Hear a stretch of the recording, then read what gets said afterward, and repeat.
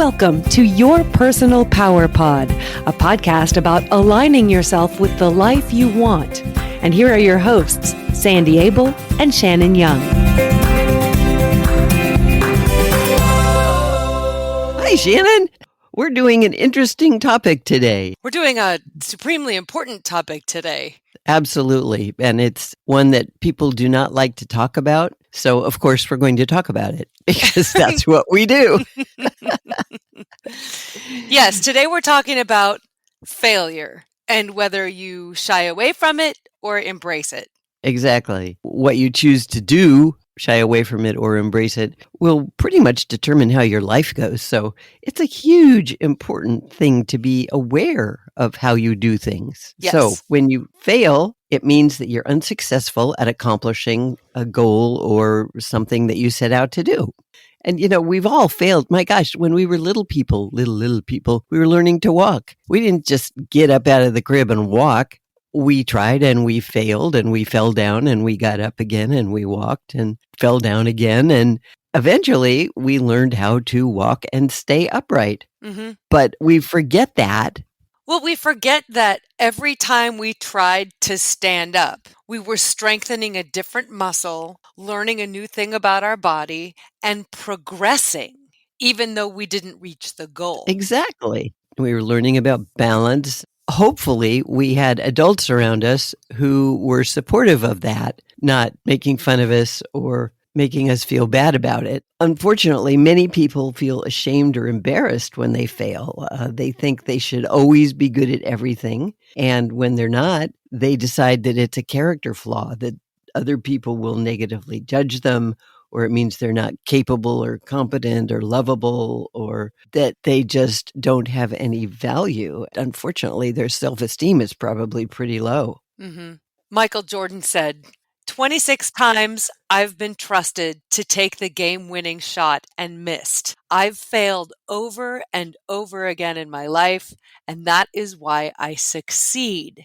There you go, wise man who is not afraid of failure. Nope. If you fear failure, it might be because when you were young, the people around you ridiculed and laughed at you when you didn't get something right. Then when this happened, you felt there was something wrong with you. And if that negative behavior from other people continued over time, you eventually learned that it's not safe to try new things because people will laugh at you. I would imagine that Michael Jordan had people supporting him and encouraging him when he was learning to play basketball. He learned that it's okay to fail and miss a shot because you'll get the next 5 as long as you keep going. Or, it's not always necessary to have people around you supporting you. I've read in a lot of places that if you have a really big goal, it is best not to tell other people, because if people don't believe in you or tell you the supportive things that you would like to hear, it can be really easy to get dissuaded from trying to reach that goal. Absolutely. If you can just find it within yourself to move forward and say, it doesn't really matter what those people say or think. They don't know me. They don't know what I'm capable of. They're just coming from their own place of limitation, and move forward and keep failing forward. Right. There are so many reasons to hang in there and keep going. I like to watch on TV I think it's a History Channel. They have The Food That Built America and The Machines That Built America. And it's all about failure, really. It's about how people had an idea for something and tried to make it work, and it didn't work. And then they learned from that and tried again, and that didn't work either. And they were persistent and didn't fail once and go, oh, well, we're never going to get this and nobody wants it anyway, so we quit. If Henry Ford done that, we wouldn't have a car. Exactly. We wouldn't have fast food or we wouldn't have frozen food, or we wouldn't have all those things that weren't there a long time ago. But some smart person said, I think we could do this. And they got their ego out of the way and made it happen over trial and error. Mm-hmm. So it's normal when you think about trying something new to experience fear. Challenging projects or endeavors can be overwhelming and terrifying. Or you might think you're not smart enough or good enough, or just self-sabotage yourself by avoiding or procrastinating. Procrastination is huge. If you have fear, you just say, oh, well, I'll do it later. And eventually you just forget you were going to do it and never accomplish anything. I think especially in today's society where people are so quick to judge and point and mock and laugh that it can be really anxiety producing to try something new or to put something out there that isn't perfect. And I think we need to develop a thicker skin to be able to say, I'm trying something. You can not like it, but what are you doing? Yeah, exactly. You're spending your time trolling people on the internet while I'm out trying to make something happen. So have fun with that. I'm going Right. to do life. Which is fabulous. But you have to have positive self-esteem to do that. And unfortunately, a lot of people just do negative self-talk. They don't have enough self-esteem. They don't believe in themselves enough to tell themselves that I can do this. Just hang in there, keep going. Yeah, it didn't work the first 5 times, but I learned every time, like you said. I'm going to keep on going. As long as you choose to believe in your goals, you will do that. If you don't believe in your goals, you won't even try. And you got to stop comparing yourself to other people. I know, especially when it comes to competitions where there are other people involved, it can often feel like I need to do better than that person. But if you listen to Olympic athletes, frequently they will say things like, I didn't Oh, even yeah. notice there was another person there. I was competing with myself. It was about a curiosity to see how far I could go. If you start comparing yourself to other people, you will never do anything or go anywhere. You have to just compete with yourself and believe in yourself enough to say, I can do this. And sometimes perfectionism gets in the way. If you're one of those folks who was taught when you were young, do it right or don't do it at all. If you only do it halfway, that doesn't count. You have to be willing to not meet super high standards. I hate the word perfect because you're your perfect you. And other than that, everything's perfect, but nothing is perfect. That's other people's judgment. So you have to be willing to try to make it just according to you. I don't think I've ever heard you use the word hate before. That's a really strong statement from you that you hate the word perfect. It's a severely limiting word. Exactly. It just stops people in their tracks. I don't like that. Strongly don't like that. At least in my world, I believe that we're all perfect being who we are. And so we cannot judge perfectionism anywhere else. We cannot judge compared to other people. What is your experience with failure? Do you have one that comes to mind? I don't use that word. Interesting. I don't see things as failures. I have had lots of things that haven't worked out. I learned lessons. The huge life one was that my first marriage, some people could say it was a failure because we're not still married, but I don't see it that way. I see that I got 2 amazing children out of the deal, and I grew and learned and had a lot of fun, but also learned how to be strong and be myself. That was not a failure. The end result was that we're not together anymore, but oh my goodness, I would not have missed that for the world because I wouldn't be who I am today without that. Mhm. And I thank him for that. That's beautiful. I don't use the word failure. Something either works out or it doesn't work out. And if it didn't work the way I wanted it the first time, I'll just do it again. Hmm. What about you? Do you use the word failure? Rarely. I think the way I've learned to approach goals is to redefine what it is I'm trying to accomplish. My end goal may be to have a beautiful backyard. As you know, I've been struggling with this for Right. years. You've been working on it for years, not struggling. Well, no, there's definitely been struggle involved, but I think that helps me adjust the way I approach it too. I don't really Right. have landscape skills, but I'm willing to learn. And if it doesn't work, or if it's ruining my body in the process, like hauling rock back to the backyard, like I did a few weeks ago, that's an opportunity to say, hey, maybe there's a better way. It's more about experimenting than it is about making a beeline for the goal. And I think that's where the saying about it's about the journey, not the destination comes in. Because someday maybe I'll have an awesome backyard. But until then, you know what? I've learned a lot about myself. I've gotten really strong. I've done some super cool things and some pretty wonky things. And I have learned that my husband is a very patient, forgiving, loving man. So, a whole lot of good came out of that one goal. See? There you go. So many good things. Right. And I haven't reached the goal yet, but the goal is kind of incidental now. Oh, absolutely. When you reach your goal, then you have to do something else. I mean, you're going to make a new goal. You're focused on working on your yard, but when your yard's done, you make a new goal and then you start all over and fail and get up and start again. And it's just a long process. And it is about the journey. It's always about the journey. And it's nice to reach your goals because at some point, I think your backyard looks beautiful. Thank you. But at some point, you will be satisfied with it and you will enjoy that. Then you got to move on and find a new goal. Or I won't. It could just be that it will always be a work in progress. And I am becoming okay with that. Because if I spend all my time hung up on the goal, I won't enjoy it now. Exactly. And you have to enjoy the process. If you're hauling rock, it's got to be fun. It's hard to imagine that hauling rock is fun, but it has to be fun for you and you have to enjoy it.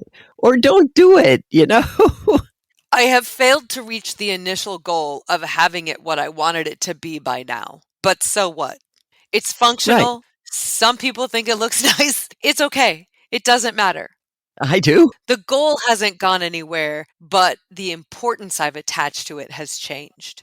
Yes. And when you embrace failure, there is so much good that comes from that. You become internally stronger and gain mental strength and the ability to persevere. And you build resilience and mental strength. And you're more able to deal with failure in the future. You're going to run across it again. So being able to go, oh, yeah, I've felt this way before. How do I move forward? Is really useful. And it teaches you to find new solutions and increase your critical thinking skills and become more creative. Yeah, and it makes you stronger. Inner toughness and determination and motivation keep you going, which is great. It's an opportunity to grow and learn and shift your perspective. You can realize that failure was not a character flaw, but simply something you needed to do to learn the process and keep on moving.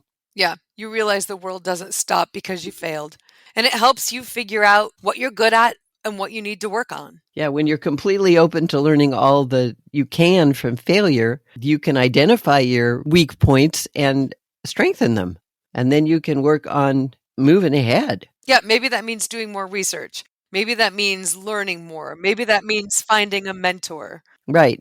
We all have talents and we all have things that we're just not good at. I know I'm not a really good detail-oriented person. And if I set myself out to do something that is incredibly detail-oriented, it will be really struggle for me. Plus, I will not have a good time at it. So I know if there's a detail part, I will find somebody like you, because you're awesome with details, to do that part of what we're working on. And it's okay to know what you're good at and what you're not good at. And then you can collaborate with people to move ahead. Which isn't to say it's okay to just go, oh, I'm not good at that, and then not try at it.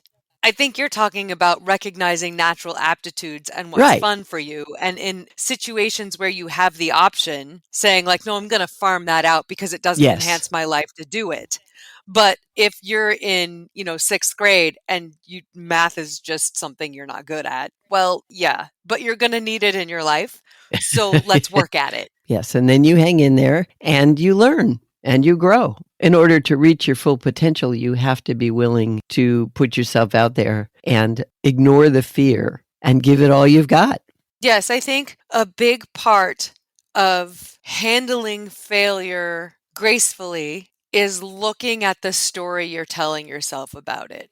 If you fail, you're worthless. Is that what you're telling yourself? If you fail, nobody will respect you. Or the people who matter, the people who have failed over and over and over again in their life and succeeded great things, will they be impressed if they were to know that you were failing over and over and over again, but making progress each time? Change your story around it. Absolutely. Only listen to the people who are supportive. Do not listen to people who are critical. Unless they have a good suggestion. And then they're not being critical. They're saying, I tried this and this one worked for me better than that. It's like, okay, great. We'll collaborate. I'll talk to you. You'll tell me how it worked for you. I might take that with me. I might not. Thank you for that. But that's not a criticism. They're being supportive, and ignore the people who are critical. With anything in life, take from it what will benefit you and then let the rest of it go. Don't hang up on all the negative stuff. Exactly. And that helps you build up your character. When things don't go right and you just go, oh, well, the heck with it, that's not being really strong. But if you say, hey, I can do this. I'm brave. I have courage. I'm going to keep going. If you can pick yourself up and start again, dealing with failure will help you do that. Yes, and it will help you be more creative. You can look for inspiration and creativity from other sources. Absolutely. Like Albert Einstein said, insanity is doing the same thing over and over again and expecting different results. And you have to be open to not doing the same thing over and over, finding new ways, embracing what didn't work, and then moving ahead. Think outside the box. When you talk to other people, you might get more ideas, because how you react to failure is just a matter of perspective. Yes. So you can't let failure stop you from chasing your dreams. So that's all really well and good to say. And I think a lot of people probably understand this intrinsically, but when it comes to actually dealing with failure, that's a different story. So how do we get over the fear of failure? Well, first you got to accept that failure is a normal part of anything new that you're trying for the first time. And it can be a good thing because it'll help you explore new ideas. And then ask yourself, what am I really afraid of? If it's something you can survive, then don't let it stop you. If it's not going to kill you, it'll make you stronger. So identify your fears and thought patterns and the limiting beliefs, the voices in your head that are telling you, oh, you can't do that. You're going to look stupid. It's not going to work anyway. Nobody wants it. It's like when we started this podcast. I wondered, does anybody care? Does anybody want this? Fortunately, it turned out people do want it, but we went ahead and did it because we thought it was important and that maybe it would speak to somebody and maybe it wouldn't. But doing it wasn't about being hugely successful. It was about helping the people that wanted it. And I also think it was important for you personally, because this is a big fear, or was a big fear of yours. Yes, the whole public speaking and talking into a microphone and all that is just new. Well, it's not new anymore. We've been doing this 2 years, but it was new. And we just grinned and went forward and said, we can do this. And we did it. And it was great. And we didn't let our limiting beliefs stop us. Did you ask yourself, what's the worst that can happen? Yeah. And that's a good thing to do when you're trying something new. And the worst that can happen is that nobody wants to listen to it. And we'll survive that. That's all right. If it's survivable, you just go for it. I think it's also important to ask yourself if you want to deal with what will happen if you don't try it. I know there have been times in my life when I've thought about doing something and then I just haven't because it was scary. And then that made me feel even worse. Like I let myself down. Regrets. Oh my gosh. Regrets are awful. You don't want any regrets. And if you don't try, you will have regrets. I'm sorry you had that. It's a good lesson. Be gentle with yourself. Yes, sometimes those feelings are just like I wasn't ever supposed to actually do that thing, but I was supposed to learn what it feels like to not do something that was important to me. So now I won't do that again. And that's a great lesson. See, you learned. So it wasn't a failure. If you learn anything, it's not a failure. And you have to be willing to be flexible and shift course. If one thing isn't working, you got to be willing to just find a new way, just like all those people on the food that built America or machines that built America. They just kept on keeping on, you know? Shift your perspectives and also understand that you don't know everything. So you might need to do some research or talk to some people and feel the fear and do it anyway. Definition of courage, being afraid and doing it anyway. Yep. So the next time you fail, congratulate yourself for trying. Be gentle with yourself, learn the lessons, change your perspective, and find new ways to move ahead. Yeah, be proud. Every time you fail, be proud because you did something. Absolutely. And you have no need for regret, just pride. You can hold your head high, claim that personal power, and know that you are an awesome person. And then tell us about it, because we love hearing from you. When you tell us your stories about self-esteem and personal power and how they've affected your life. And we also love it when you suggest topics that you'd like us to address in future episodes. So please keep doing that. And also, if you feel like doing so, please review our podcast. You can do that wherever you stream, or visit yourpersonalpowerpod.com, click contact, and just drop us an email to talk to us directly. And if you want to learn how coaching can change your life, contact Sandy, and you can reach her at sandy@insidejobscoach.com. We look forward to hearing from you. Until next time, find your power and change your life.